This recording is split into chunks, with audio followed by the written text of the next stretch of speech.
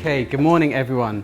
I've been told I've got to stay within this 1 meter radius, so resist the temptation to wander. Thank you very much for coming here on this warm August day. We're going to have an awesome day. I know the other speakers, I know they're going to be great, and this talk I really enjoy giving it.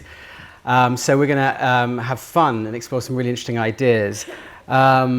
It's great to see a lot of familiar faces in the audience, and I know that one of you, it's actually your 50th birthday today. I'm not going to highlight her, but her name's Minnie, and I want us all to say happy birthday, Minnie!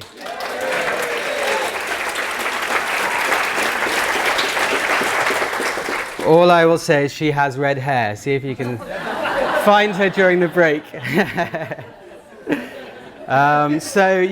We're talking about Aldous Huxley and his ideas of the self and self-transcendence. I love giving this talk because Huxley he really shaped our cultural landscape, and I think he really shaped contemporary spirituality. And we're all his grandchildren in a way. We all have his cultural DNA within us. We live in a landscape where there's been this extraordinary revival of contemplation. 12% of Americans now meditate and 10% practice yoga. When Huxley got into Eastern meditation and yoga in around 1930, it was very weird and niche, and now it's incredibly normal. He helped to shape a landscape in which people try different spiritual practices from many different religions, the kind of spiritual but not religious. That's now the fastest growing demographic in American religion and spirituality. He helped to introduce this idea of empirical spirituality, this fusion of psychology and spirituality that you see all around our culture and in figures like Sam Harris or Jordan Peterson and in the science of mindfulness. And he also very much introduced this idea that psychedelic drugs could help us get to mystical experiences, which we also see very much today at the heart of the psychedelic renaissance. So the author Michael Pollan, who wrote this wonderful book, How to Change Your Mind, about the new science of psychedelic drugs. Has anyone here read it? So he said, it's hard to find a trip report written after 1955 that is completely innocent of Huxley's interpretations. So he really, every time people take psychedelic drugs, Huxley's in there, shaping their kind of trips and their experience. So Huxley's been very important to me personally throughout my life, really. So I went to the same school he went to, and when I was there, I came across a copy of his book, The Perennial Philosophy, in the school library, and that really introduced me to the great mystics of the world like Rumi and Meister Eckhart and Thomas Traherne, who have been super helpful to me in my life. And this book was so inspiring to me that I stole my school's copy of it, and I still have it today. And it's really journeyed with me through life. And then, like Huxley, I went to do English literature at Oxford University. And I chose the college, Worcester College, where my tutor was David Bradshaw, who was the greatest living expert on Huxley. And he also introduced me to psychedelics, not my tutor, Huxley. So I was doing a lot of psychedelics, for better and worse, throughout my teens and my 20s. And you don't really need it. I'm just, sorry, I'll just carry on. But it was really when I was researching my second book, The Art of Losing Control, which is about the history and science and philosophy of ecstatic experiences, that I got a real sense of the genius of Aldous Huxley. I decided he's the greatest analyst we have of ecstatic experiences, because he manages to see them from the psychological perspective, but also from the theological, from the historical, from the aesthetic, from the political. No one else has that kind of synthesis of all those different levels of understanding ecstatic experiences. And even though he's most famous as a novelist, I really think he's a pioneer of psychology. He's a great psychologist, probably a better psychologist than he is a novelist. And he's a pioneer of what's called transpersonal psychology. Are people here familiar with transpersonal psychology? It's basically a form of psychology particularly popular in California, where there's a positive role for spiritual peak, self-transcendent or mystical experiences, that they're seen as conducive to flourishing. And also they may point to some kind of higher consciousness. So it's often it's open to non-materialist theories of consciousness. And it's very much interested in human potential. How can we develop our potential and evolve into better beings, both individually and as a species? And it's involved with names like William James, Frederick Myers, who I'll talk about a bit today, Carl Jung, who Kevin's going to talk about, Maslow, Leary, Groff, Wilber. And those names, after James and Myers and Jung, people like Maslow, Leary, Groff, and Wilber were all hugely influenced and inspired by Aldous Huxley. So he's really at the heart of transpersonal psychology.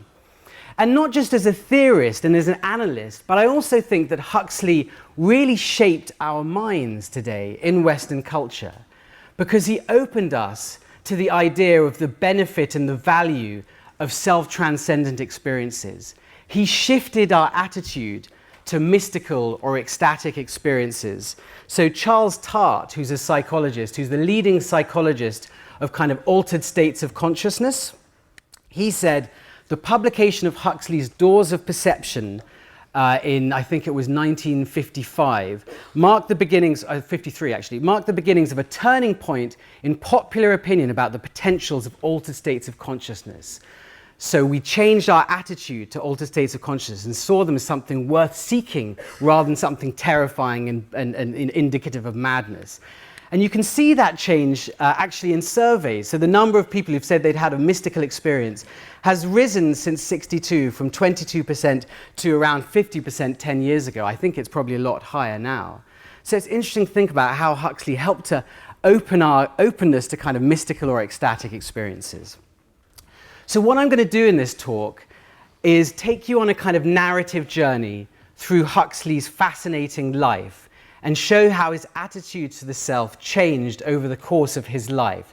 So it's going to be more biographical and more of a narrative journey than some other talks you might see at the Weekend University. And I'm going to explore I'm going to divide his life into 3 stages. Huxley is the kind of atheist cynic, Huxley is the tortured mystic, and finally, Huxley is the kind of integrated thinker. And after each of these stages, I'm going to set you a question to discuss with the person next to you. Does that sound good? Are you up for that? Yeah. So first of all, we're going to talk about the first third of Huxley's life, when he was the kind of really the detached skeptic or cynic. He was born in Surrey in 1895. His family nickname for him was Ogie, because they said he looked like an ogre because he had such a big brain. And he was born into a really intellectual aristocracy, a family filled with very famous, clever intellectuals. His grandfather was Thomas Huxley, who was probably the most famous public scientist of the Victorian era, who helped champion Darwin's theory of evolution and introduce it into Victorian culture. Darwin was rather shy and retiring, whilst Thomas Huxley was incredibly charismatic and an amazing speaker. And he would go around the country talking to places like this, with halls full of all kinds of people, like working class people or intellectuals or aristocracy, and they were all completely wowed by this charismatic man who'd risen from quite humble origins to be this kind of very prominent leading scientific figure, who really helped to establish the idea of the scientist as a noble calling and as a profession in Victorian society. So Huxley was his grandfather on his father's side. On his mother's side, he was the grandnephew of Matthew Arnold, who was the great Victorian champion of the arts and humanities. Probably the most famous champion of the humanities in Victorian society. So these 2 great intellectuals on either side of his family. And both Thomas Huxley and Matthew Arnold thought that Christianity was in decline, that people were losing their faith, and they thought that their particular professions could be a kind of substitute for Christianity. So Thomas Huxley thought of science as a kind of new religion, and scientists as new priests who would give us new values, a new view of life. The Spectator nicknamed him Pope Huxley.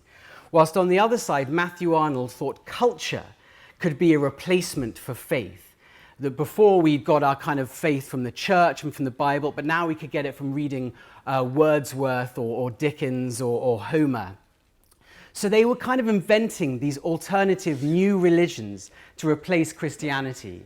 And that was something that Aldous Huxley was also interested in trying to do in his lifetime. So you had these clever ancestors and then very clever siblings as well. So Aldous's brother was Julian Huxley, who was a famous biologist in his day and also went on to be president of UNESCO. Another brother was Andrew Huxley, his half-brother, who was a Nobel Prize-winning physiologist. And actually on this very street, on Mallet Street, there's a building at UCL, the Huxley Building, named after Andrew Huxley.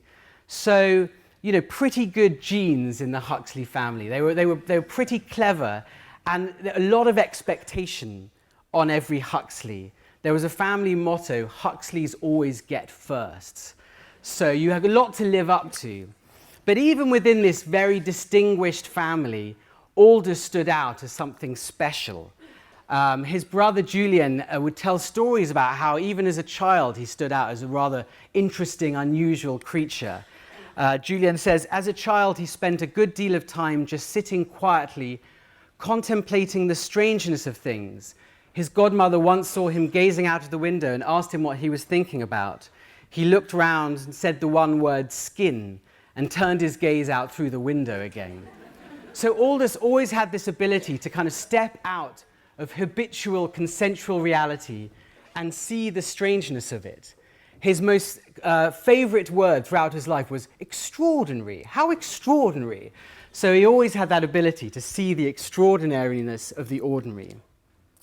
So he in some ways a very privileged life into this intellectual aristocracy, but Aldous was hit with 3 traumas early in his life, 3 shocks.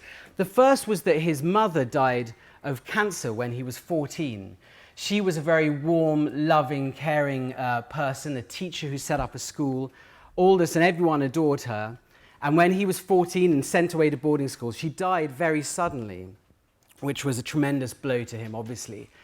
Then when he was 17, he almost completely lost his eyesight. He got an infection of his cornea, something called keratitis, and went almost completely blind and had to teach himself Braille to read. He said at least it let him read under the covers when it was cold. And he only partially regained his eyesight throughout his life. And then when he was 21 and at Oxford, the middle brother of the family, Trevennan, killed himself. He failed to get a first, and he also had a kind of botched love affair with a servant girl. And he was meant to be a very kind, lovely man, but tremendously sensitive and prone to the mental instability that affected many Huxleys in their family. And so these 3 things really hit Aldous and gave him a sense of the universe as meaningless and full of suffering and death. And he coped with these terrible blows in a very English, gentlemanly way. He retreated from human relations. He retreated from contact with other humans. And he kind of put forward, he constructed this shell of detachment and intellectuality. And he found a safe space in ideas and in books. I can very much relate to that. It's exactly what I did when I was 18 and kind of went through trauma as well. And so he became kind of a clever dick. You know, there's a story in his 20s that he would spend the evening or the day reading a particular page of the Encyclopedia Britannica. And when he went out to parties in the evening, he would steer the conversation towards whichever letter he'd been reading that day. You can see this clever dickness all throughout his life. He's constantly dropping in foreign quotations, rather annoyingly. So he had trauma, privilege, and then trauma. But when he was an undergraduate, he had a tremendous piece of good fortune, which he happened to get invited to a place called Garsington Manor in Oxfordshire. And there was a kind of salon there run by a rather vampish aristocratic lady called Lady Ottoline Morell, who appears in various famous modernist novels by all the famous people she invited to her country house. And Garsington was an extraordinary kind of gathering of some of the greatest minds of modernism, and really some of the greatest minds of the 20th century. So Aldous went to live there, and while he was 21, he met and became friends with everyone from Bertrand Russell, to D.H. Lawrence, to Virginia Woolf, to the economist John Maynard Keynes, the biographer Lytton Strachey, Rupert Graves, a great poet and novelist, Siegfried Sassoon, the great poet, Clive Bell, the art critic, Duncan Grant, the painter. Really, this extraordinary kind of collection of free-thinking, free-loving minds, really examining everything anew.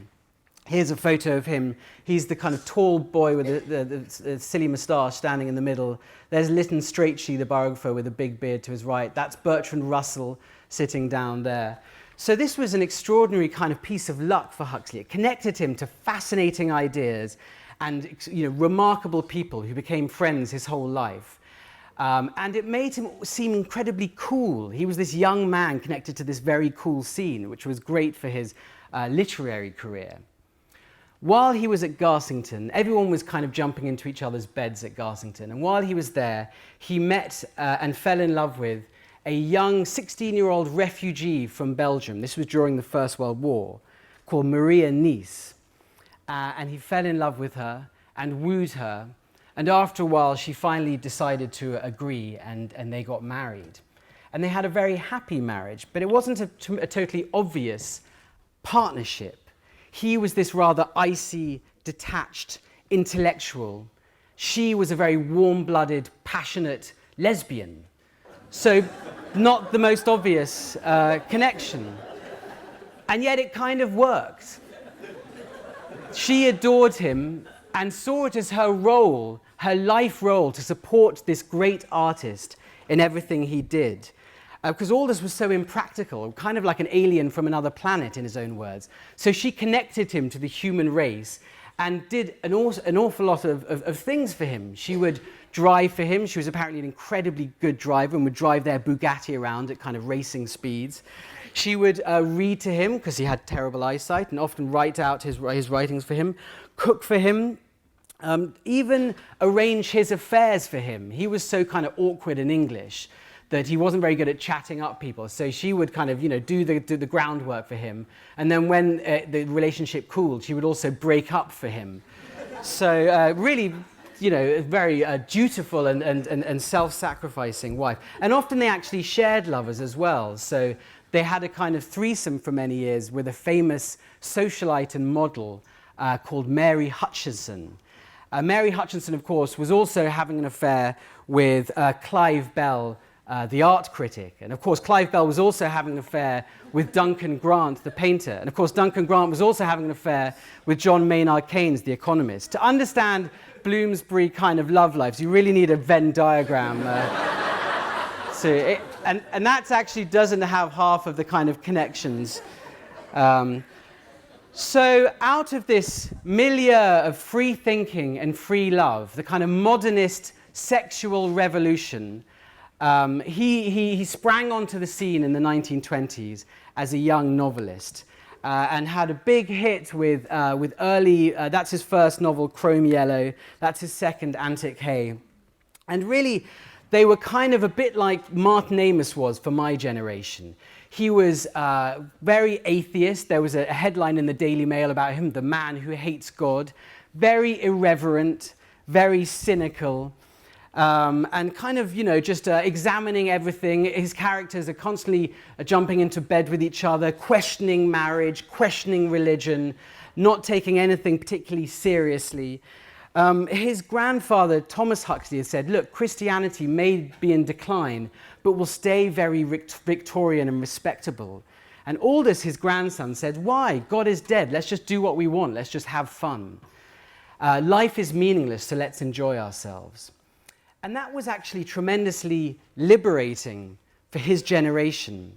And a lot of peers in his generation, when he died in the 60s, talked about how these early books really kind of threw off the shackles of this earnest Victorian respectability and helped them to think, and embrace, sex and love and free thinking for the first time. Someone called him a prophet of meaninglessness. But has anyone here read some of these early novels, by the way? because they're not so much read now. When he died, a lot of his peers thought that he would be remembered mainly for these early, irreverent, scabrous, cynical novels, and thought that he'd gone a bit wrong when he'd gone to California and got into drugs and mysticism. But actually, the opposite is true. Not many people these days read these early novels, and he's much more remembered for his drugs and mysticism stuff from later in his career. And I think that's partly because in some ways these novels, they aren't very good. I think that Huxley, you can disagree with me in the break if you want, I think he's a much better thinker, a person of ideas, than he is a novelist. He's not good at plot. He's not good at characters. His characters are basically vehicles for his ideas. He's definitely not good at female characters. He's really bad at working class characters.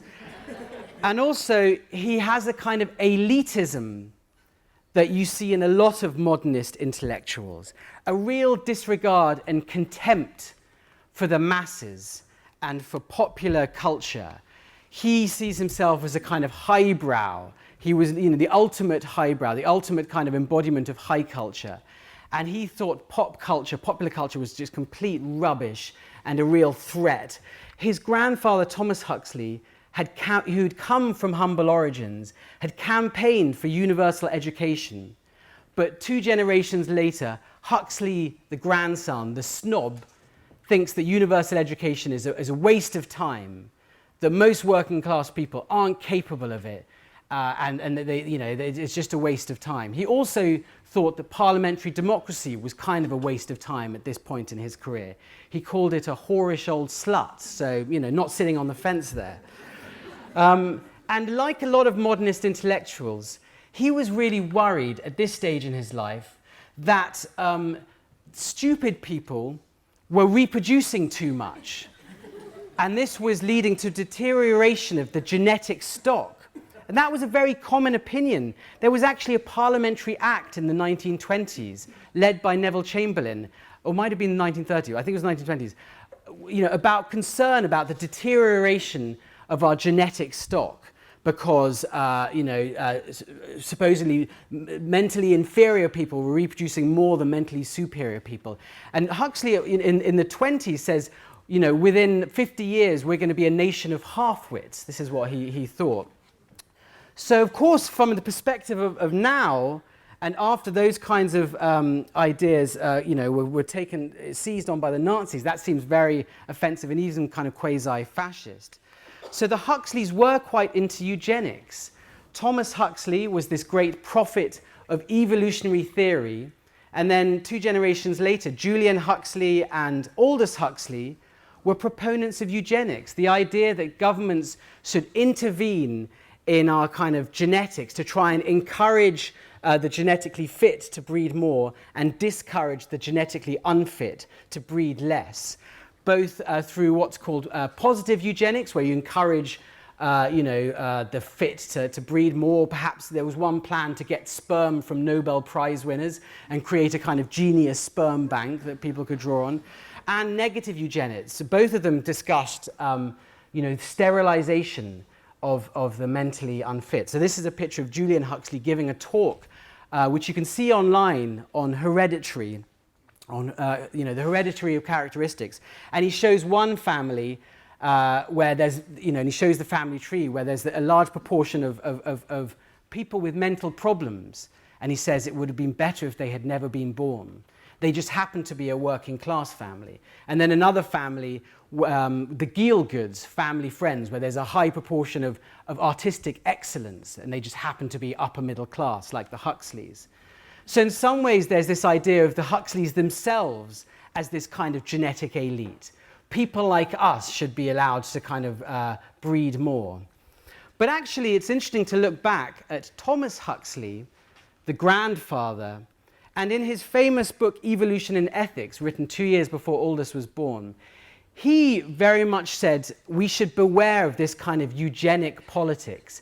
He called it pigeon fancier politics, where governments try to kind of, intervene to get people to breed better. Because he said it's very hard to know for sure who is, mentally fit and who is mentally unfit. And he said, all of us on a bad day could be seen as mentally unfit. So Thomas Huxley had terrible breakdowns in his life. He had two relatives who ended up in lunatic asylums. Julian Huxley also had terrible breakdowns in his life. Aldous Huxley had terrible breakdowns. Trevenant Huxley killed himself. So actually, from a certain point of view, under particularly oppressive regimes, the Huxleys might have been sterilized as being mentally unfit. So that's, there's something to think about there. So there's this kind of early Huxley elitism. And you see that really in the most famous book from this era, Brave New World, came out in 1931. Has anyone here read that? It's usually seen as a kind of sci-fi dystopia, a vision of the future where government is completely controlled by rational scientists. Everyone is born in test tube factories, and then they're raised not by a nuclear family, but in state-controlled kind of nurseries, and they're all divided into kind of different genetic classes. The alphas, who are the intellectuals, people like the Huxleys, then the betas, who are kind of middle managers, and then the gammas and the epsilons, who are the kind of the workers and the drones. And everyone is programmed through hypnotic education to totally love their situation in life. There's no real freedom in Huxley's Brave New World, but everyone's happy because it's a very permissive society. You can sleep with whoever you want. There's no real marriage. There's the regular state-sponsored orgies. Every time you feel a bit sad, you can take Soma, this drug which just makes you feel good and happy. It's a very consumer society. You can go to the touchy-feelies, which is this kind of movie-type thing. So everyone's happy. There's no freedom.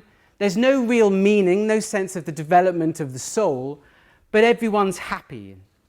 So in some ways, it's a rather kind of subtle and positive view of a totalitarian dictatorship. And Huxley wrote to George Orwell after he wrote in 1984.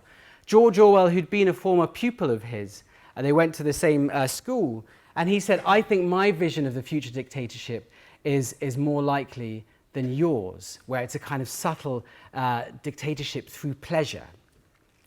And people generally think of Brave New World as a dystopia. That's how it's always thought of and taught.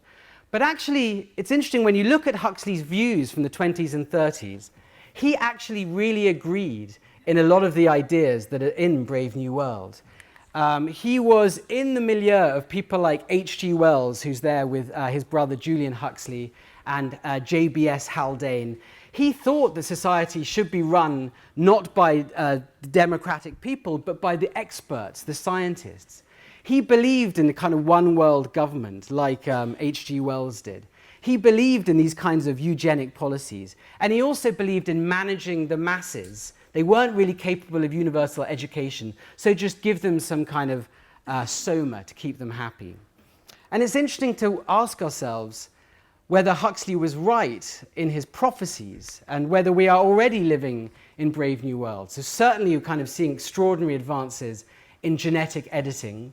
The first actively gene-edited humans have already been born in China. So with technologies like CRISPR. So we're likely to see more and more of a kind of politics, a genetic politics arising in the next few years and decades. We also have a culture where 1 in 6 Americans are on some kind of mood-altering medication, whether that's antidepressants or sedatives or antipsychotics. And we have a culture of kind of permissive consumer culture where we manage our moods through like Netflix and chill, through just kind of turning off our minds through entertainment. So perhaps we're living in that kind of Brave New World already. Is that so bad? We can think about that. So this is Huxley really at this first stage in his life.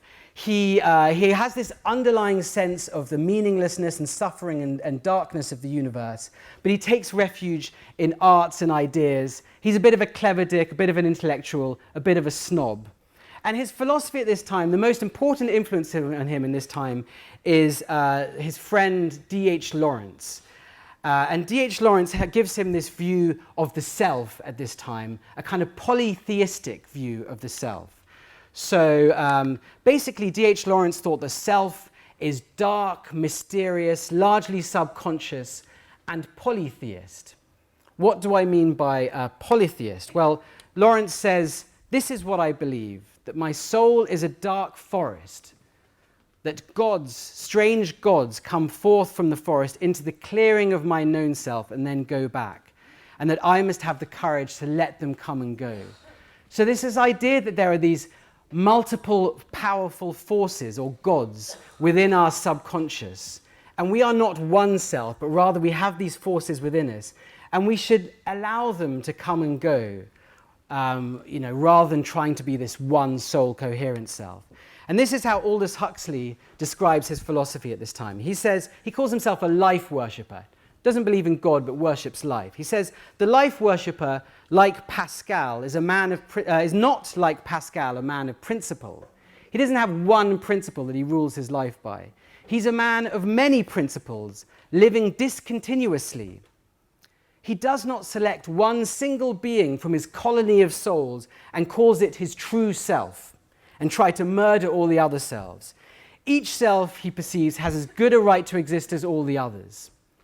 So you might be a Buddhist at breakfast, a hedonist after lunch, a Marxist for a couple of hours in the afternoon, and then a fervent Catholic at night. And that's fine. We can live discontinuously. It's a kind of Groucho Marxism. Groucho Marx said, these are my principles, and if you don't like them, I have others. So don't look for your true self, just go with the flow, whatever happens at any particular moment. So we've come to the end of this first stage, this first third. I'm going to set you a question to talk to with the person next to you. But first I'm going to show you a little clip related to Brave New World. Huxley did think of turning Brave New World into a musical and even wrote some of the songs from it. But alas, it never materialized, though it is becoming a TV series in the next few months. But it did inspire a lot of music. And I'm going to play you a clip of a song by the Buzzcocks called Everybody's Happy Nowadays, which was a quote from Brave New World. It's a vision of society where everyone's happy all the time. So here's some punk to get us going, just for a little bit of it.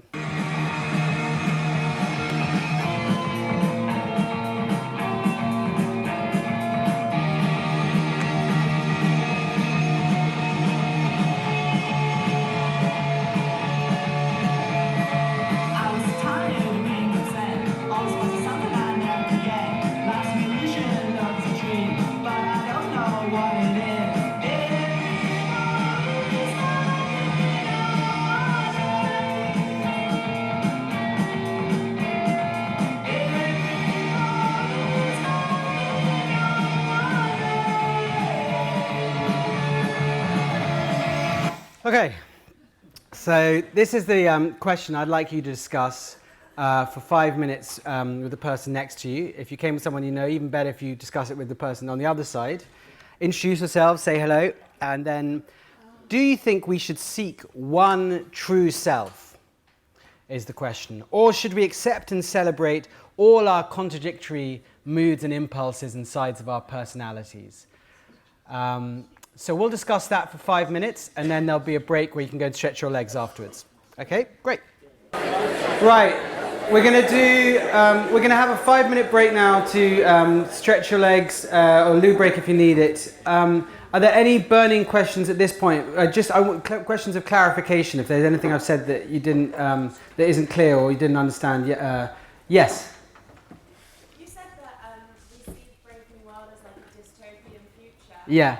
But that Huxley probably agreed with quite a lot of it. But Yeah. what's the whole point of that story that the man goes off and does his own thing in the end and discovers a life with pain and without sorrow and all of that? Yeah. Wouldn't that suggest that he doesn't agree with it? It was ambivalent. So I think that's part of the power of it, it's not a total dystopia, and it's definitely not a total utopia. He sees the kind of the flaws in it, but in other ways, I think he admired it as a totally managed society. But I think one of the reasons we like it is it's a bit, ambiguous. There's something quite attractive in ways about that society. But yeah, it's not a total utopia or dystopia. Yeah. Just while we're taking our seats, I thought I'd clarify this question just because someone asked me just now. What Huxley was kind of talking about when he said this quote, oops, what he's really doing is he's criticizing mysticism. He was always interested in mysticism, or from being a teenager, and he feels the call of it, but at this stage in his life he's kind of criticizing it, and he's only really interested in it intellectually. And what when I talk about the true self, he was really the kind of Platonic or mystical idea that we are this kind of jumble of assorted impulses, and therefore we should work through mystical training to kind of synthesize those impulses and transcend to some kind of higher self, which might be a kind of rational or divine kind of self. And what Huxley is saying at this stage is there is no higher self. There is no kind of true self, so we should just kind of welcome our multiplicity and all the different impulses within us. Because he was, in a way, he was called to the mystic life, but he also couldn't be bothered really, and didn't fully believe in it either, and thought maybe it was a bit ridiculous. And so he wanted to carry on just living his life of being a bit of a hedonist and a bit of an intellectual and all of that. So he's kind of criticizing mysticism. That's what he's doing at this stage in his life. Okay, so we're going to go to the second stage of... I'm going to put this in my pocket. The second stage of Huxley's journey, Huxley's evolution, which is him as a tortured mystic. So in 1930, Huxley, having lived with Maria in France and Italy throughout the 20s, comes back to London, and he lives in Albany House in Piccadilly Circus, where a lot of famous writers and artists lived and still live. And he's living there, and he's trying to write Eyeless in Gaza. I think it was his fourth novel. And he has a kind of breakdown. He's got really bad writer's block. He's really struggling with this novel. And he's also got insomnia. He can't sleep. And what's really happening is his philosophy of life is breaking down. We talked about how he used to think the universe is meaningless and full of suffering and death, but I can find a kind of private consolation in the world of arts and ideas and science. And that's no longer sufficient for him. He can no longer handle the meaninglessness of the materialist view of the universe. And he's desperately looking for something more, but he doesn't know what it can be. And he's having this kind of emotional breakdown. And into his life in 1930 steps an unusual man called Gerald Hurd. No one has really heard of Hurd these days, but in the 30s he was a very influential figure, hugely influential on the kind of 30s generation.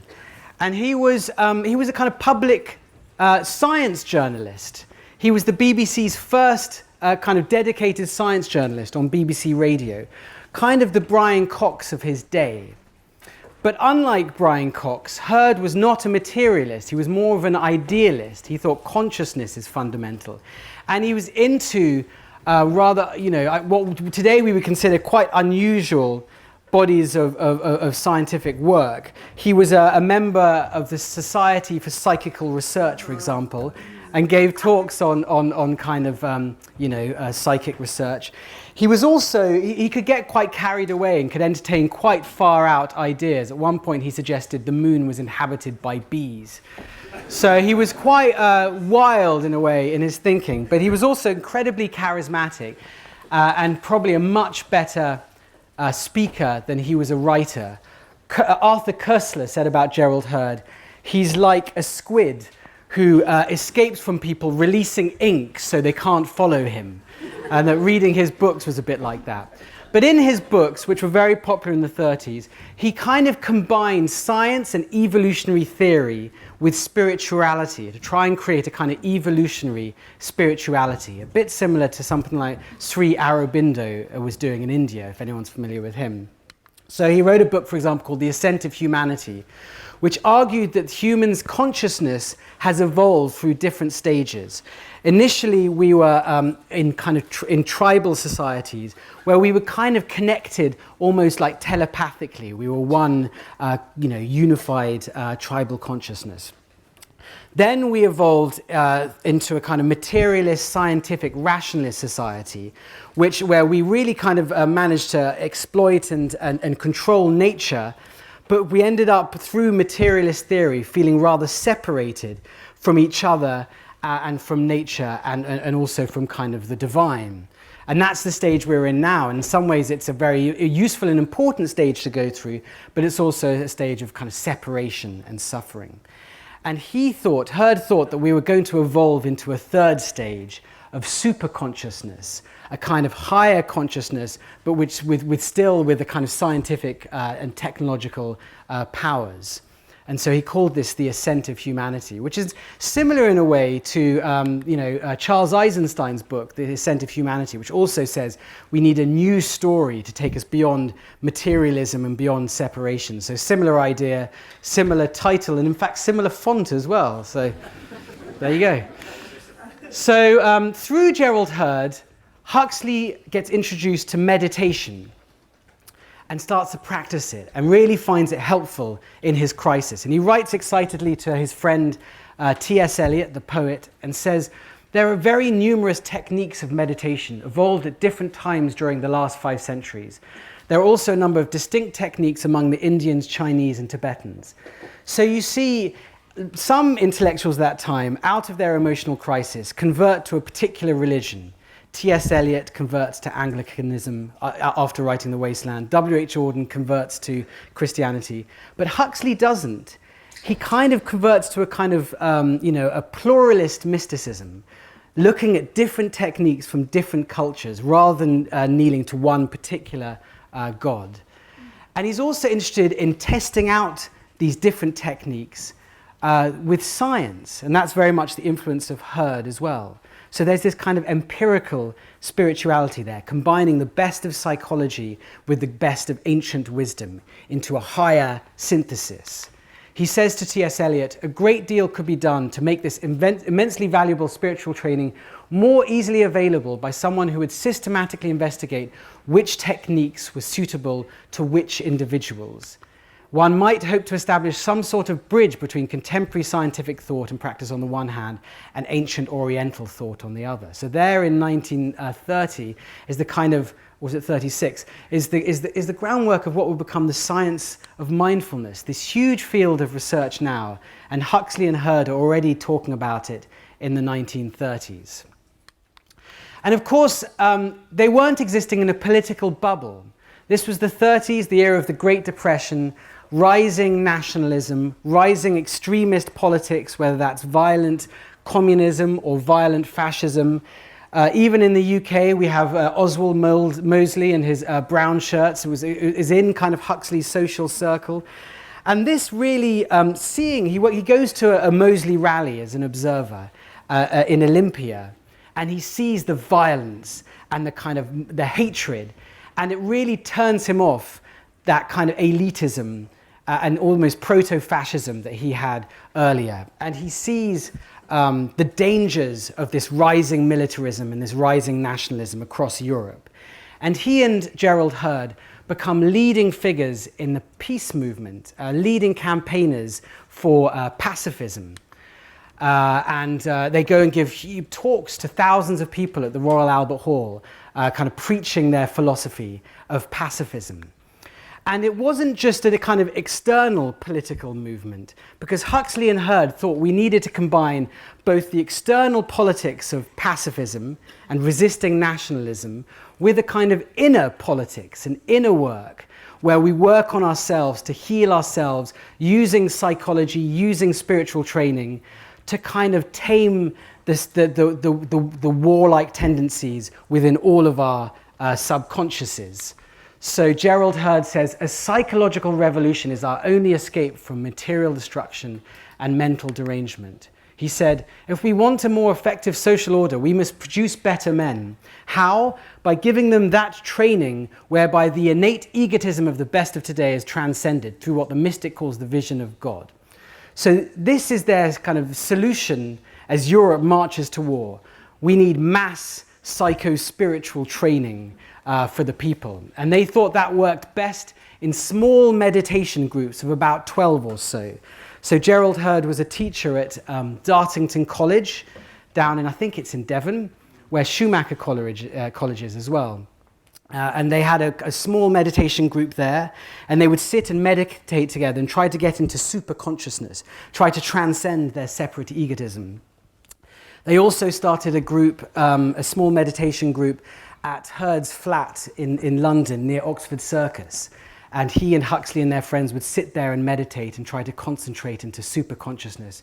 But unfortunately, Gerald Hurd had a parrot which would shriek expletives, and in a way maybe that helped bring them back to the present moment, which is an idea that comes up later in Huxley's book Island, where there are parrots who kind of constantly say here and now, here and now. Anyway. So, it's a rather unusual idea, but actually a lot of people think this kind of thing today, that we need to combine external politics with inner psychological kind of training. My brother Alex has a project called the Collective Psychology Project, which is the same kind of idea. We need to combine external politics with inner psychological work. And you also see it in movements like Extinction Rebellion, which you can see as kind of descendants of Huxley and Hurd's pacifism, non-violence, external resistance, peaceful resistance, and also this idea of inner work. So here is some kind of meditators at one of the Extinction Rebellion protests. So, it's kind of, they were also very much connected to kind of Quaker movements and so forth. But at the time, in the 30s, as Europe marched to war, the idea that, we all needed to just go into small groups and meditate and do yoga and also practice vegetarianism and folk dancing seemed kind of ridiculous. Even to people, even to their colleagues in the pacifist movement, the idea that Hitler and Mussolini just needed therapy is mocked in this cartoon. There's kind of Huxley, offering them a hug and counseling. Even the leader of the peace movement, Reverend Dick Shepherd, who is the Reverend of St. Martin's in the Fields, even he got frustrated when they would get on stage at the Albert Hall and then go on and on about, St. John of the Cross or other kind of mystical things. And during one of these long mystical diatribes, he whispered to the person next to him, "Can't you get up and tell them we haven't time for all this intensive cultivation and that our job is to stop the next bloody war?" So their idea of mystical training for the masses was kind of mocked even within their own movement. And then in 1936, Hurd and Huxley leave Europe and they move to California, where they spend the rest of their life. And it's funny, I wonder, why did they leave in 1936? They still had a lot of influence. Europe hadn't gone to war yet, but I think they were very pessimistic. They thought that this kind of march to war could no longer be stopped. And Hurd also thought that Europe would be destroyed by war, totally destroyed by these new weapons of destruction. So they kind of did a runner, to kind of save themselves and their families. And they moved to California, and they settle in Los Angeles. And for a while, they become followers of a Vedanta monk called Swami Prabhavananda, along also with their friend Christopher Isherwood, wonderful novelist who wrote Goodbye to Berlin, the novels that Cabaret are based on. So they follow this Vedanta teacher. There's Hurd and Isherwood and Huxley as well, who teaches that we need to transcend our ego to join with the divine, with the all, with what's known in Hinduism as the Atman or Brahman. But they don't stay his disciple, because neither Hurd nor Huxley really like following other people. They're not really into bowing. Only Isherwood stays a disciple of Swami Prabhavananda and writes a beautiful book called My Guru and His Disciple, which is a very funny book about the spiritual life, which is quite rare, about how crap he was, but still the love he felt for his guru.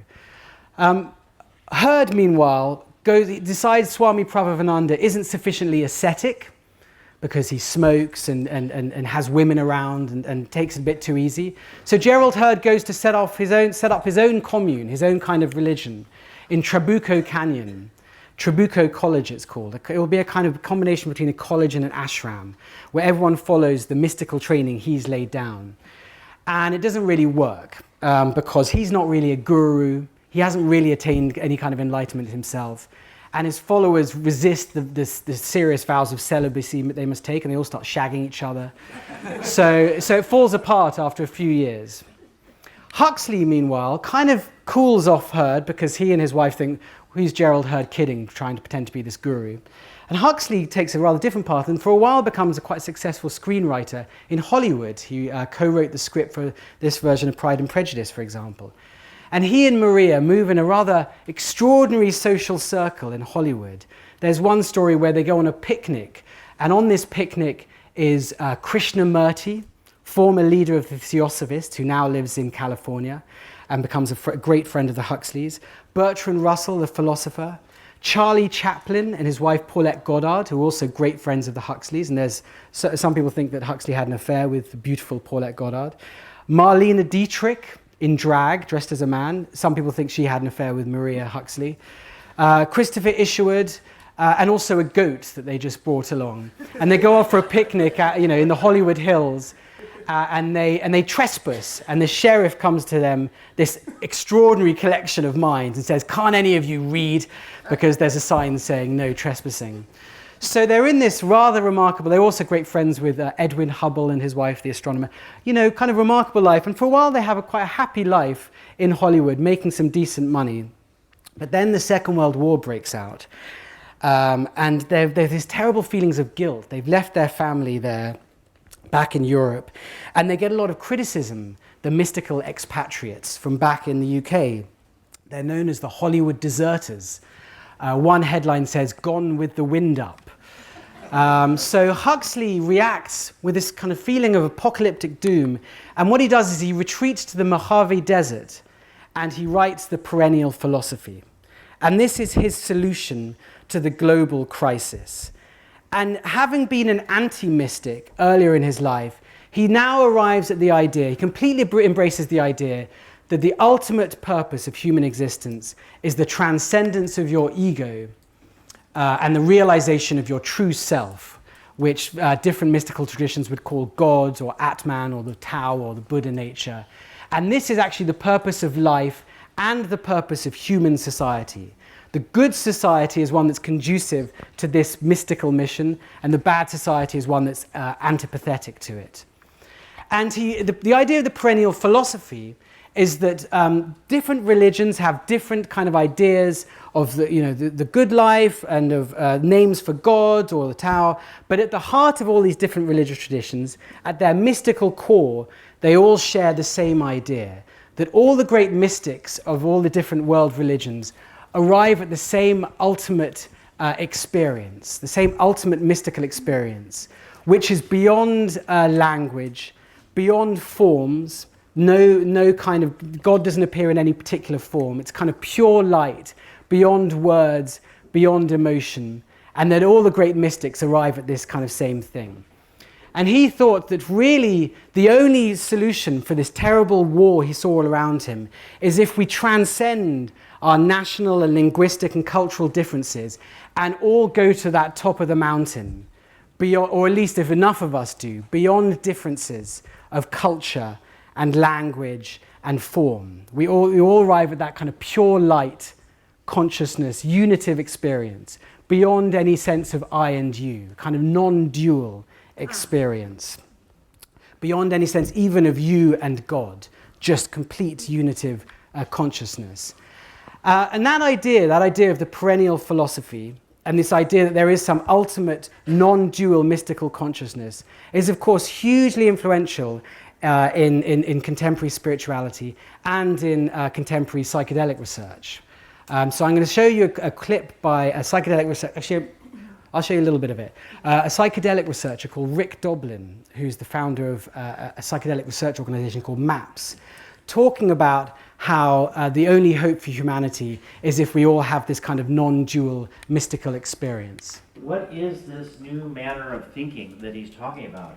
And I think it is precisely the non-dual thinking. It's that recognition that underneath all of the different ways that we define ourselves in terms of our country, our religion, our race, our gender, our socioeconomic status, all the different ways that we draw our identity that also makes us and them distinctions. That if we can understand underneath all of that, that we're all together, that it's all one, then that will breed more tolerance, more understanding, and that's the new mode of thinking. And that's what we see is happening all over the world, this emphasis on globalization, but it's also coming into conflict with a lot of fundamentalism. And so how do we promote this new manner of thinking?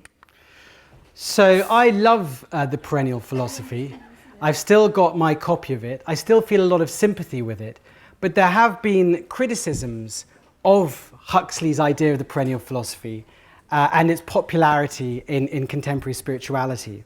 And some of these criticisms are fair, I think. So Huxley has this idea that all the great mystics arrive at the same pure, formless, emotionless, wordless, non-dual experience of clear light. But actually, that's not really true. When you just take a cursory look at famous mystics' accounts of their experiences, often they encounter God or the divine in a particular form. So St. Teresa encounters an angel, or you might see, Jesus, or Mary, or Krishna, or the angel Gabriel. So actually, it's not a very, Huxley's account of these mystical traditions isn't very accurate. And what he copes with this kind of multiplicity and variety of people's mystical experiences by saying, well, that's basically bad mysticism. He says, if you have an encounter with the divine in a particular form, particularly an emotional encounter, that's second-rate mysticism. That's how he calls it. And there's a political reason behind that. Because if you encounter God in a particular form, then you might end up saying, as St. Teresa does and most other mystics do, my religion is the best path to God. And Huxley wants us to go beyond that and become kind of cosmopolitan and transcend our differences. But it's a bit rich when Aldous Huxley is calling all these mystics kind of second-rate mystics. And saying things like this: those who persist in having an emotional relationship with God whom they believe to be personal are people who have never troubled to undertake the arduous training which alone makes possible the mystical union of the soul. Well, who's he to say that? Who's he to say that, like, Jesus and Muhammad haven't really done the proper training? He's only been into mysticism for a few years. He's a kind of bookish intellectual who admitted at the end of his life he actually never had a mystical experience himself, except when he was on drugs.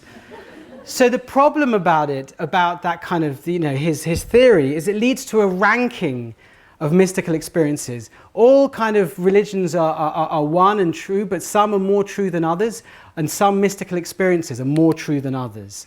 Those kind of mystical experiences which are kind of non-dual are higher and better, and those which are about encounters with God or spirits in a particular form are kind of second-rate and worse. And you still see that kind of ranking of mystical experiences in psychedelic research today.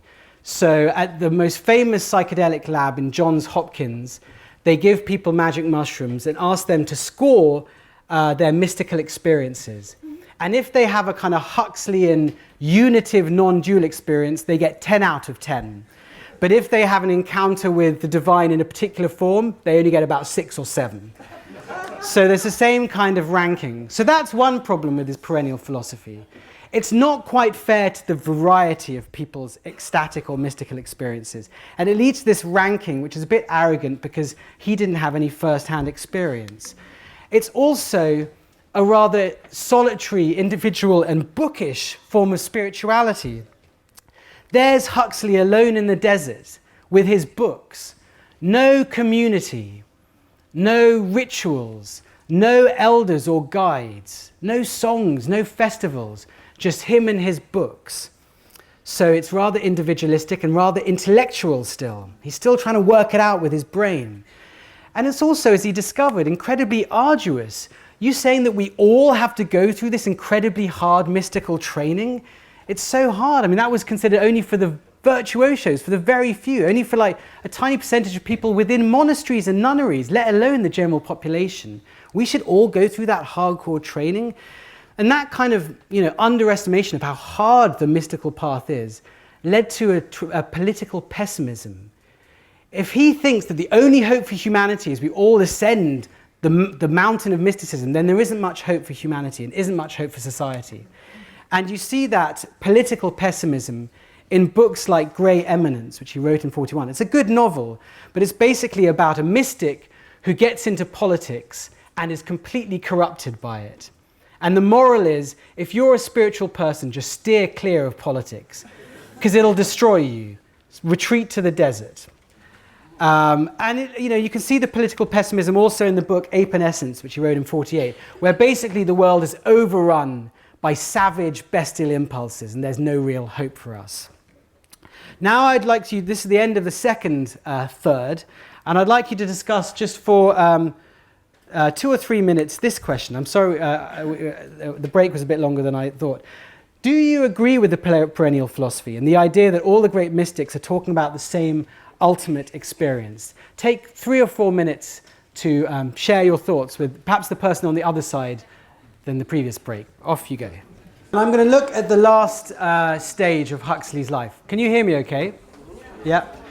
Him as the integral thinker. So he's gone from the kind of cynic, elitist, skeptic, kind of anti-mystic. Then he's become this tortured mystic. He's preaching the mystical path, but it's not really working for him. And it's led to a kind of political pessimism. And finally, he moves into this third stage of his life where he becomes a kind of integral thinker and more of an integrated person.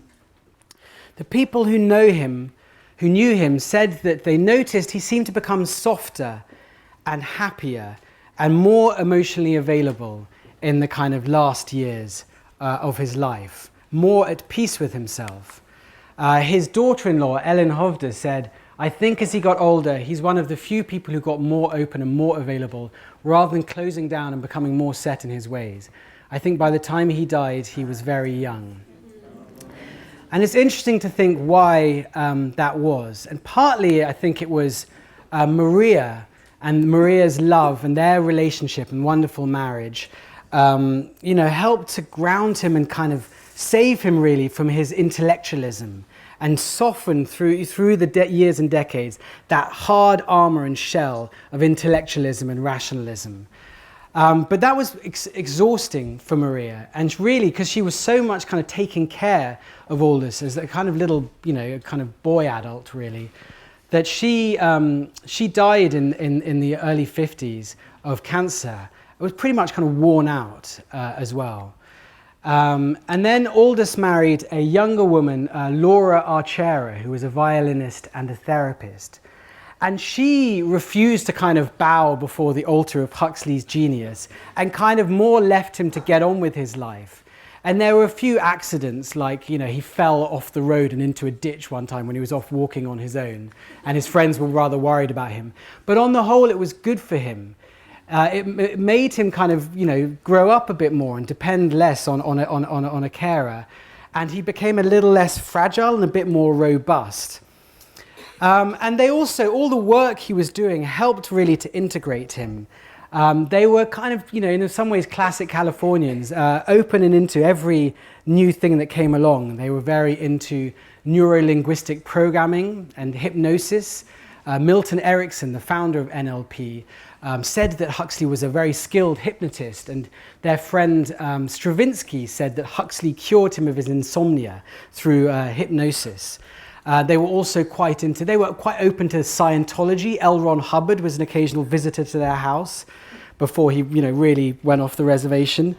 They were into colonic irrigation. They were into Gestalt therapy. They were into vitamin injections. They would have Tuesday night kind of psychic sessions. They were into quite a few things. And they were, so when Huxley in the early 50s read a scientific paper about psychedelic drugs by a British psychiatrist called Humphrey Osmond, Huxley was also intrigued by that. And he said to his wife, shall we invite him over and try some of this stuff? And Maria said, well, what if we don't get on with him? And Aldous said, well, we could always pretend to be out, which isn't really, the best. But Humphrey Osmond came over in 53, and Huxley said to him, will you bring some of the stuff with you? So he brought a supply of mescaline. And on one spring afternoon, Huxley tried mescaline, and Humphrey Osmond, this young, very intelligent psychiatrist, was worried he'd go down in history as the man who'd sent Huxley mad, this great English man of letters.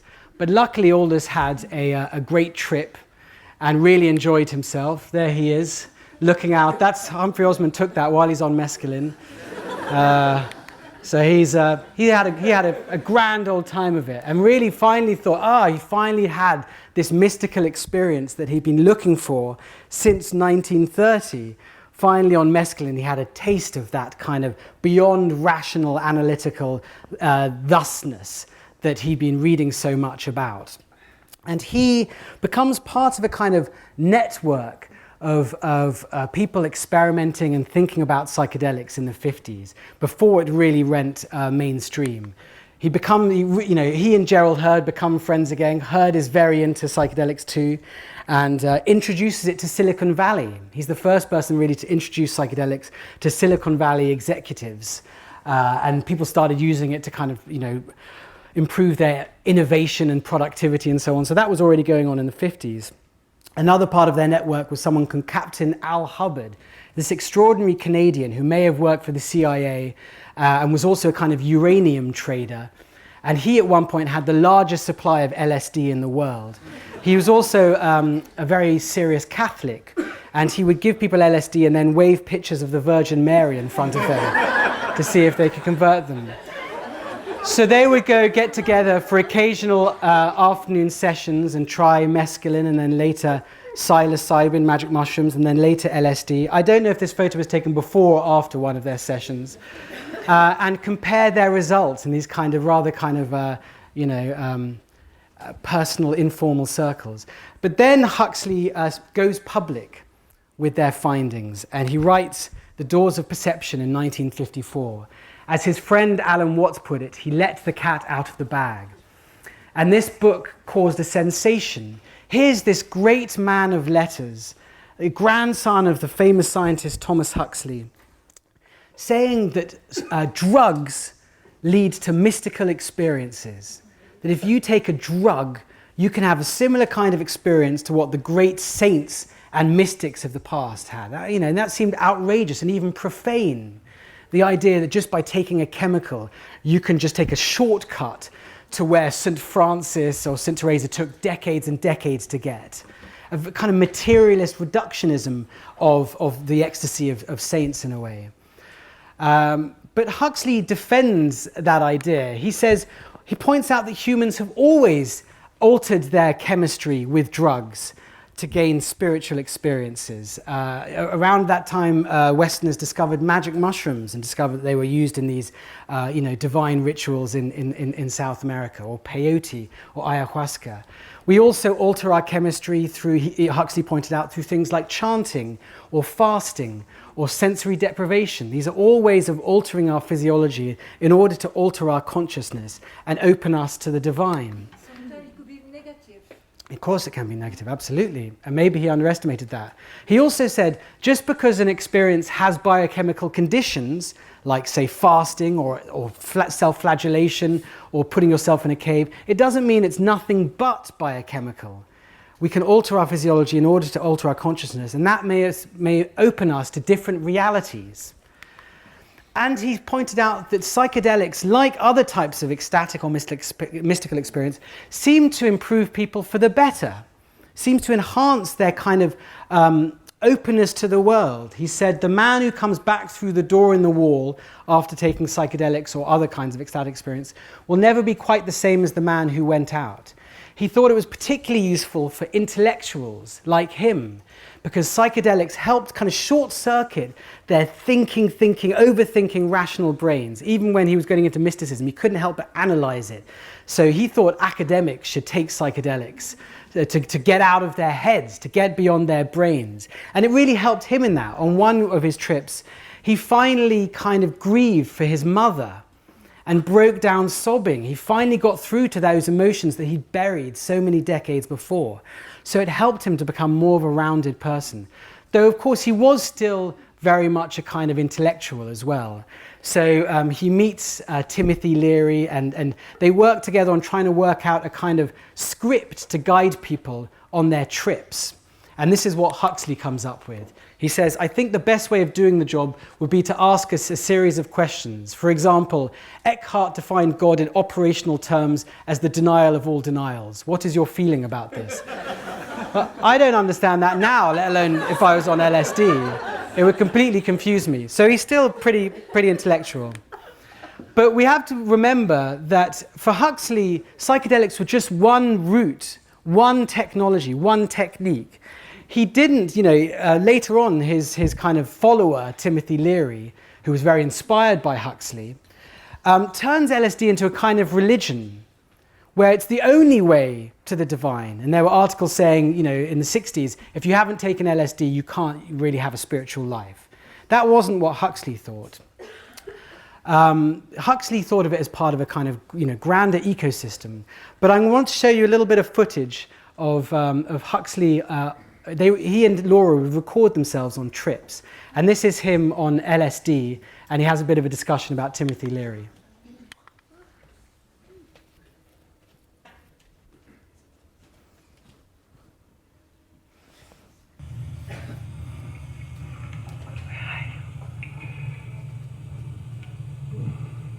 Some strange kind of place. Halfway house between oneself and something else. Would you like to take a little bit more? Do you think I should?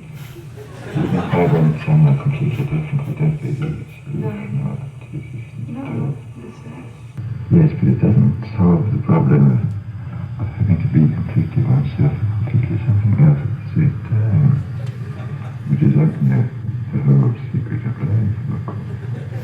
If I took 10 more of these things, then I would certainly sort of save out into the stratosphere with these the brain. No, of course not. That's why probably it's better to are where you are. You think that people do that too much to get in the stratosphere? They want to escape. They want to take holidays from themselves, obviously. No, I was wondering about people like Tim, that do this so much. Are they really fooling themselves, or are we that are fooled all the time by ourselves? I think it's extremely important that people should break, but shown that they can break out of this thing, that they don't have to always live in this completely conditioned way. I mean, this obviously shows them something, and then they can go on from there in ordinary life, which is the only thing. Tim is all right. I mean, he's just sort of an Irishman running around, but I think he's doing a lot of good in a way. Oh yes, I think so. I just wondered the other day when he was going so far with this guy. Oh well, he wants to be an ass. We all have to be forgiven for something. God, you forgive me. I hope you don't mind forgiving me. I don't know very much. You see, I don't know what to say. I mean, one has to be that is completely boxed up in oneself as that cat is, and at the same time one has to be completely identical with God. I mean, there's nothing else. He's so pretty. It's nice, isn't it? Actually, he hasn't problems, but he has his own.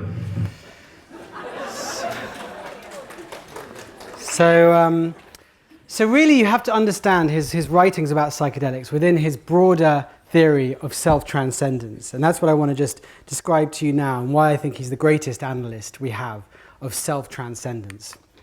So he was deeply influenced by William James and Frederick Myers, two kind of late Victorian psychologists.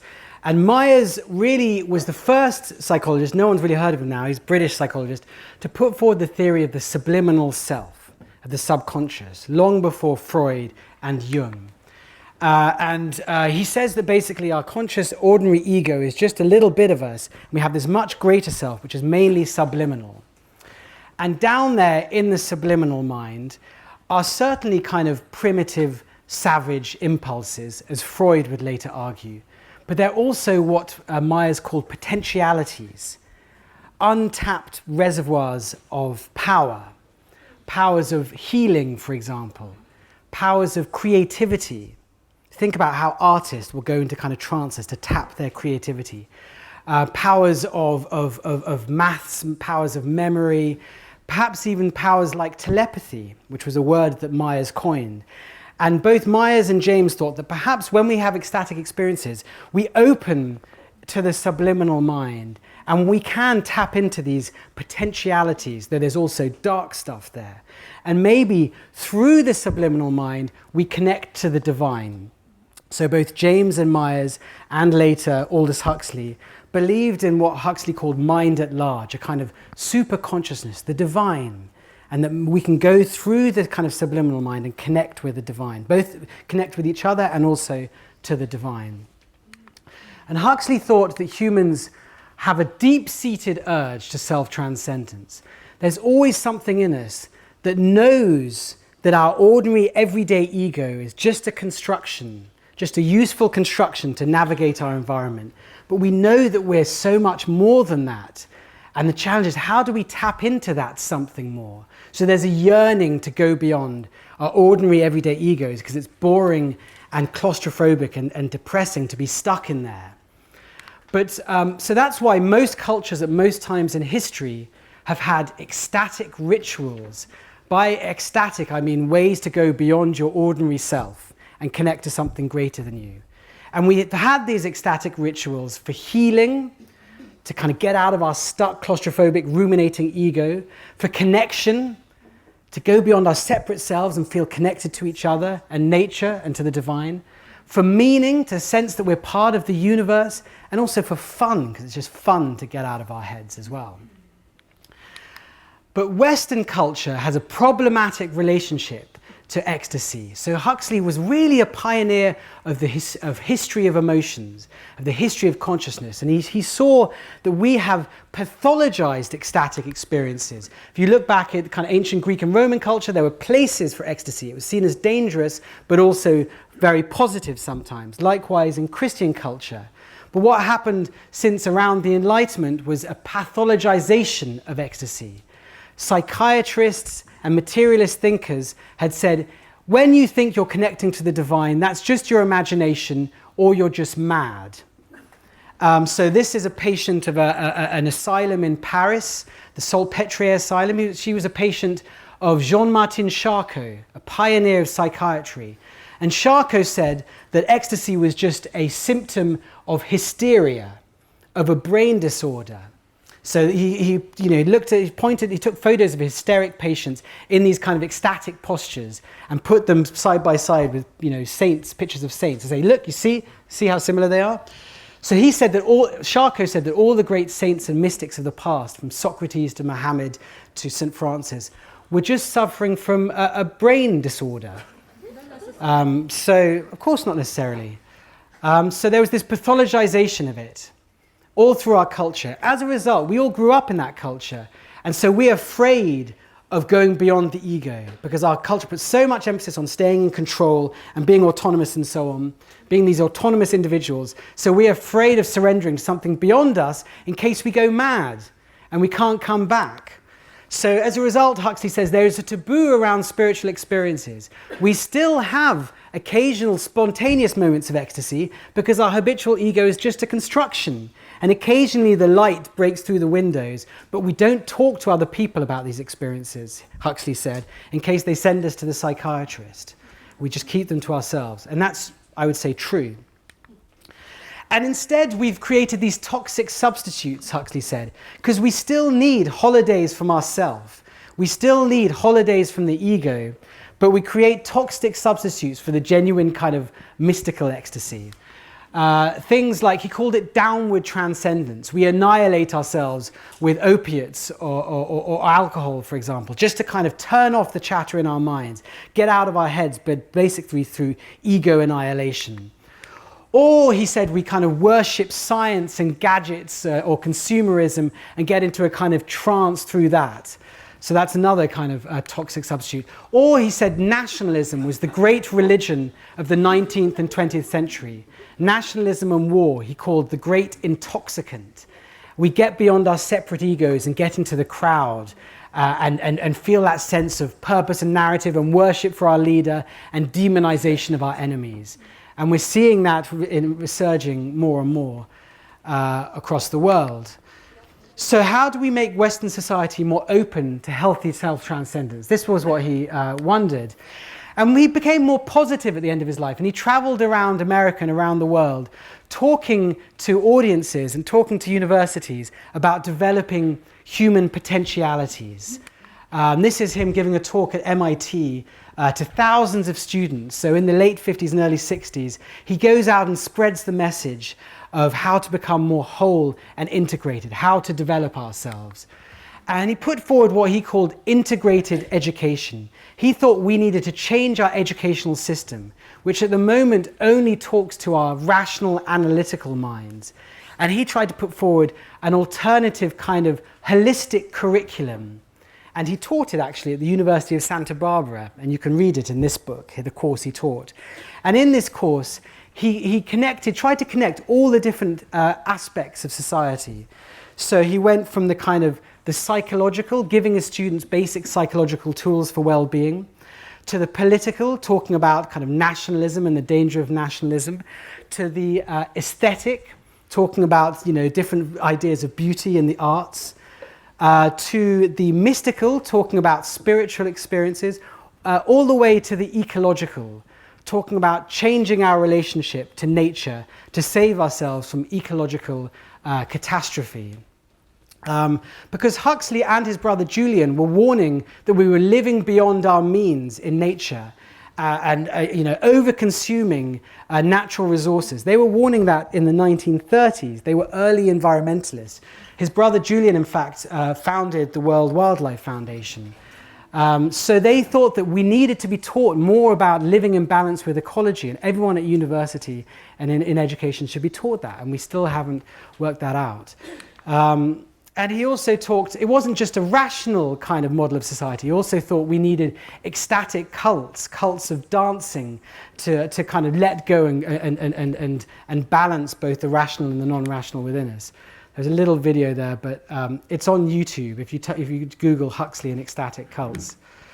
And he puts forward this kind of vision for an integrated society in his last novel, Island, which is a kind of his blueprint for a utopia, where we would balance the different aspects of our culture and of our personality into a whole. He said we need the best of both worlds. It's kind of one of his favorite lines at the end of his life. What he means by that is balancing both rationality, science, critical reason, and non-rationality, the ecstatic, the irrational. Balancing contemplation with social activism. Balancing body and soul. Earlier in his life, he was very ascetic. Now he sees the place for sex and dancing. In his utopia, everyone will be taught Tantra, for example. Balancing science and spirituality. Balancing the best of Eastern wisdom with the best of Western progressive kind of technology, balancing transcendence and immanence, going beyond the self but also being rooted in everyday life, and balancing a sense of our separate ego with this sense of emptiness and of the all. And unfortunately, his model for education really didn't take off in academia. Anyone here in academia? You'll know that there still isn't much of a place for discussion or of mystical experiences. There still isn't much of a place for the idea of holistic education or an education that includes the ecological. But it was a big influence on some movements in the 60s, like Esalen, which was this kind of alternative college in California, set up by these two, Dick Price and Michael Murphy. And they were super inspired by Huxley's vision. Their first course was on human potential, inspired by kind of Huxley's ideas. And at Esalen, you could go and learn different kind of techniques from different religions. You could practice meditation in the morning, and then ecstatic dance in the afternoon, and then kind of shamanic visioning in the evening. And Esalen really influenced kind of contemporary spirituality. It was called the religion of no religion. And Huxley was also, though he died in 1963, In fact, his wife gave him LSD on his deathbed. His last words were 100, he wrote down the prescription, he said, for LSD, and his wife injected him with it. But after his death, he became a real prophet of the counterculture. There was a mass explosion of ecstatic practices back into Western culture, and Huxley helped to create that. So Theodore Roszak, who wrote Makings of a Counterculture, said, in the 1950s, as Huxley detected the rising spirit of a new generation, his utopian image brightened to the forecast he offers us in Island, his last novel, where a non-violent culture elaborated out of Buddhism and psychedelic drugs prevails. So that marriage of psychedelic drugs and Eastern wisdom, which you see all over our culture today. And Roszak writes, it was as if he had suddenly seen the possibility emerge. What lay beyond the Christian era and the wasteland that was its immediate successor might be a new eclectic religious revival, which is precisely what confronts us now. So there wouldn't be a revival of Christianity. Instead, there'd be a kind of revival of this spiritual but not religious, this eclectic, empirical spirituality. And Huxley thought that drugs, psychedelic drugs, would play an important part in that. He said, what was once the spiritual privilege of the few will be made available to the many. My own belief is that though they may start by being something of an embarrassment, these new mind changers, psychedelics, will tend in the long run to deepen the spiritual life of the communities in which they are available. That famous revival of religion, about which so many people have been talking for so long, will not come about as the result of evangelistic mass meetings or the television appearances of photogenic clergymen. It will come about as the result of biochemical discoveries that will make it possible for large numbers of men and women to achieve a radical self-transcendence. And so he becomes a big, in the kind of flower power era. For example, there he is on the cover of Sgt. Pepper's Lonely Hearts Club Band. It's funny, it started off by being this elitist who hated pop culture to being the celebrated figure of a new kind of pop culture. But then, of course, the counterculture morphed into 70s consciousness culture and the human potential movement, and you see some strange kind of changes. So in some ways, Tony Robbins is a descendant of Aldous Huxley, very much about developing your human potential. But it's very much developing your human potential within a capitalist context. So I want to end with just putting some questions to you that we can consider in our Q&A for the last kind of 20 minutes. Do we think that empirical spirituality and the scientific investigation of spirituality is a substitute for religion? It's something that William James asked, who really kind of pioneered this psychology of religion. He says that the scientific study of religion is not a substitute for religion itself. Is what we're doing here, discussing, investigating spirituality, actual spirituality or something else? Is what we're doing here a substitute for spirituality or not? Secondly, does mass mysticism, this idea that we should all have these mystical experiences and it's kind of our birthright, does that end up fetishizing special experiences? So we live in a culture perhaps where we're no longer so averse to ecstasy, but we're a bit hungry for it. And you say, when was your last ecstatic experience? Oh, I've just come back from an ayahuasca retreat. Oh, really? Well, I've just done a kind of breathing retreat. Oh, really? Well, And it becomes almost kind of competitive ego death, as Vice magazine put it the other day. Does capitalism end up commodifying and corrupting spirituality? This book that came out recently, Mindfulness, we have these spiritual practices, but without challenging economic structures. And is mysticism really for the many, or is it just for the few? His friend Anais Nin said, you should have never told everyone about psychedelics. We should have kept it just for ourselves, just for the few. And you ruined it by kind of preaching it to the many. And perhaps some of you are wondering, is all this mysticism just wishful thinking anyway? This idea of going beyond the ego and connecting with the divine, is that just magical thinking? So those are some of the questions we can put to you, but I'll end with this quote from Aldous. He said, it's a little embarrassing that after 45 years of research and study, the best advice I can give people is to be a little kinder to each other. Thank you very much.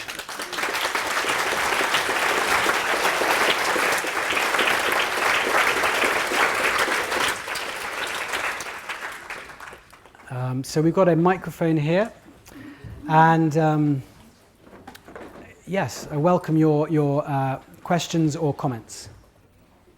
Thank you so much. That was wonderful. Good.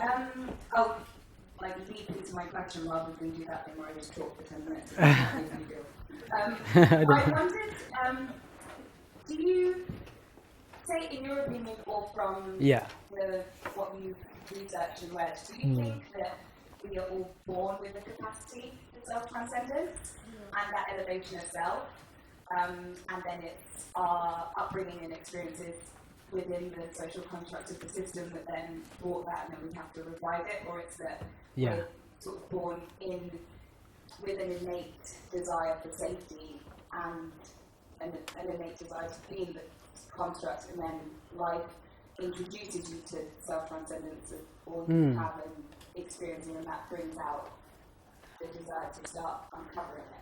Yeah, well, that's a good question. I think what Huxley would say, and I would agree, is that we are definitely born with, we're born into culture shapes all these things. So culture shapes our habitual construction of self, and different cultures will have different ideas of ego. Our culture would be, and I don't think we could even talk about our culture, but in the West you can often find a very individualist, separate idea of the ego. It might be different in other cultures. They might have more of a collective idea of the self. Every culture at different stages in history would have different ways of going beyond the self. So I think, to answer your question, I think we all naturally kind of have a tendency and desire and yearning to go beyond the self. But there's so many different ways to do it. Like meditation or dancing or music or walking in nature or sex. And in my second book, in The Art of Losing Control, I looked at all these different ways, and it was, fairly long book, but I still missed out loads. So there's all these varieties of ways we kind of try to shift our consciousness and go beyond our habitual ego. And we will use different methods ourselves at different times in our life. And we have to try and think of, is it kind of working for us and making us happier and healthier and wiser. Yeah, so, and then Huxley was great at that, psychologists have barely talked about ecstatic experiences before. And if they had, to kind of push against the pathologizing trend of Western culture, they said, no, these experiences are really good and valuable. And Huxley said that they can be both. They can be healthy or unhealthy. You can find ecstasy going to a fascist rally. One of the most popular means to ecstatic experience throughout history would have been war. I read an article just yesterday called The Joy of ISIS, the ecstatic experience of war. So in answer to your question, culture shapes everything. Humans, I think, I would agree with Huxley, have a basic kind of urge to self-transcendence, but that can take all kinds of different forms at different cultures and different moments in history. Yeah. Yeah. In fact, you don't either. Is there one there? Yeah. Yeah. My question is in two parts. The first part is just out of curiosity. Why is California sort of known as sympathetic spirituality? How did that start and become a thing? Why did everyone sort of congregate there? And the second part, which is more of the question, is was there any connection between Huxley and R.D. Laing in his work with LSD and the anti-psychiatry movement and stuff? Because it's quite similar, the work with LSD. Yeah. Great. So on California, that's an interesting question. I've thought about it myself. I thought about moving there. I thought, I'll finally fit in. And I went there and I didn't feel at home because it was full of kind of tech billionaires. And I was the only one who wasn't a millionaire in San Francisco. But it really is the home of transpersonal psychology. And I don't know why. I mean, I interviewed the founder of Esalen when I was there, Michael Murphy, and he thought there was something about California which encourages alternative thinking and kind of outlaw thinking, and is also less uptight. So that on the East Coast, there's still this kind of rather proper prim Protestantism, and the kind of more let it all hang out kind of spirituality, like kind of tantric and so forth, found more of a home in California. Also, of course, there's a kind of proximity to Asia there. So Asian spirituality blossomed more there than the East Coast, really. Great weather as well helps, you know. So yeah, those might be some of the reasons. And maybe, yeah, I mean, particularly the kind of outlaw, non-hierarchical, it's not old families and old money like on the East Coast. And then R.D. Laing, who I'm a huge fan of, they didn't meet ever. R.D. Laing really became famous after Huxley had died in '63. But you can see, I don't know if R.D. Laing was influenced by Huxley. Certainly kind of R.D. Laing gets into Eastern mysticism in the later '60s, and that may have been through reading Huxley. And you can see their ideas mixing up together. For example, in this great book, The Makings of the Counterculture by Theodore Roszak, he both talks about Huxley as a prophet and he talks about R.D. Laing as a kind of key prophet of the counterculture. Both of them have this sense of that Western science and Western psychiatry has pathologized mystical experiences. So both Huxley and Laing kind of make that. Yeah, and I think Laing really develops the idea of spiritual emergencies, which is something I'm very interested in, like messy spiritual awakenings, that sometimes spiritual awakenings can be quasi-psychotic. I think Huxley underestimated that. He underestimated also that sometimes psychedelic experiences can be very messy and dangerous, because he took them as a kind of 60-year-old man with all his training and you know, cultural apparatus, not thinking about the 15-year-old kid like me who kind of took acid when I was 15 and didn't have any of that training or maturity or apparatus. And so you have this confrontation with the divine and you have no idea what it is, or with, you know, your subconscious, let's say. So Laing had more of a sense of the messiness of mystical experiences. Yeah. One there and then one here. So there's one just there and then we'll get you next, yeah.